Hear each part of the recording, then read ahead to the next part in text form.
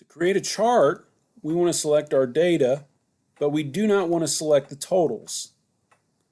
So here's my selection of data. I'm going to make sure I have my column headings and my row headings and then my numbers. I'm going to click on my chart button. When the chart comes up, you can choose what type of chart you have. In this case, if I click on this, I don't necessarily like the stacked column charts. So I'm going to go down here and choose a different column chart. We'll just choose our default column.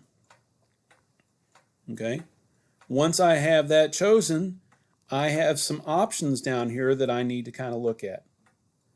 Down here where it says series, right now we're seeing all the different items that appear in our legend. If I want to switch those, I can come down here and take this check mark off on. Now I get my cities at the top in the legend, and then each of the different categories is running across the bottom.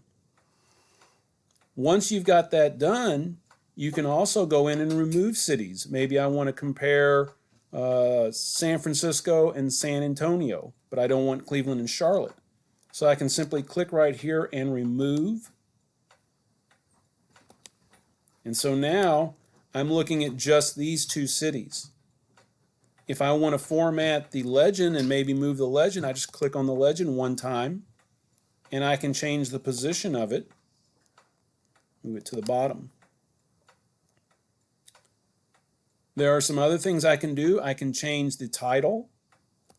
So if I go up here where I have all this information, I can go in and I can change this. I can just delete out the text that's there right now and type in new text. Maybe I want to do a comparison of San Antonio, excuse me,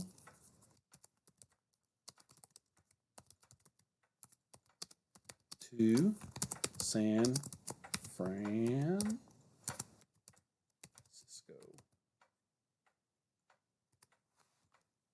Okay. When I want to move this, I'm just going to grab some blank area of the chart and just kind of pull it down and place it where I want it to go. Make sure that you're not covering up your borders or any of your data.